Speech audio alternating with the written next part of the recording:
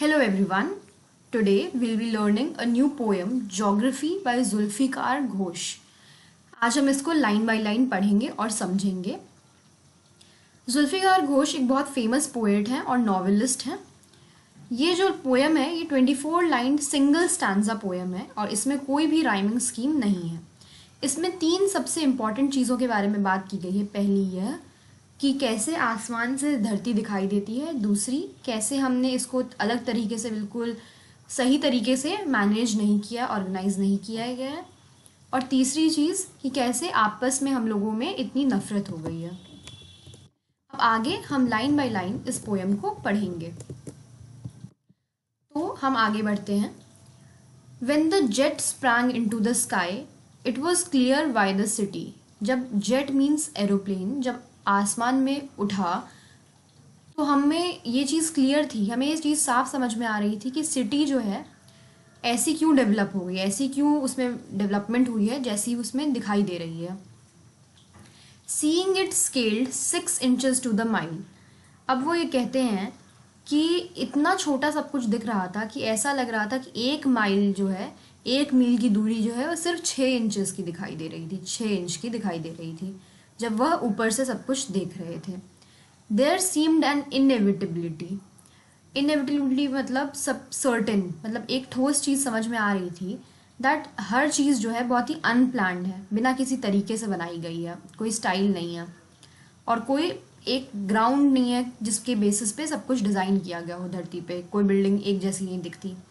There seemed an inevitability about what on ground had looked haphazard.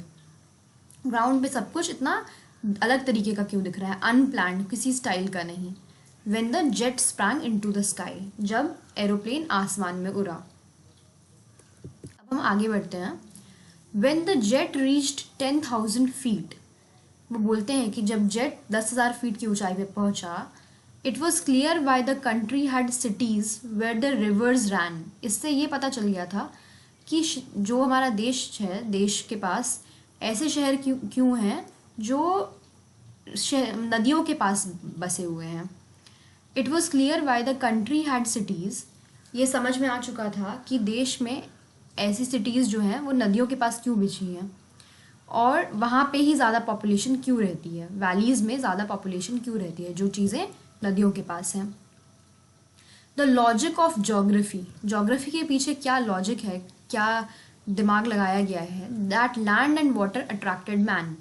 अब इंसान वहीं बसते हैं जहाँ पे धरती भी है और पानी भी मिल रहा है, क्योंकि जीने के लिए पानी बहुत ज़रूरी है.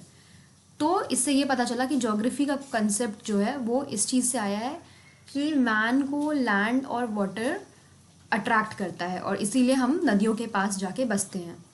Has certainly delineated when the jet reach 10,000 feet.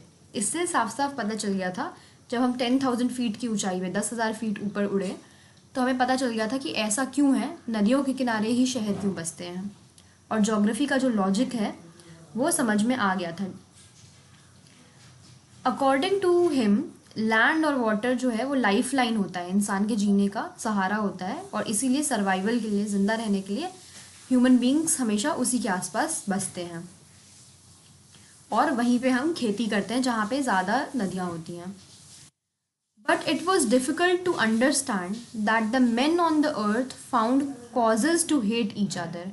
लेकिन ये कठिन था समझने के लिए कि जो इंसान धरती पर हैं वो एक दूसरे को नफरत करने के रीजंस ढूंढते हैं. To build walls across cities and to kill.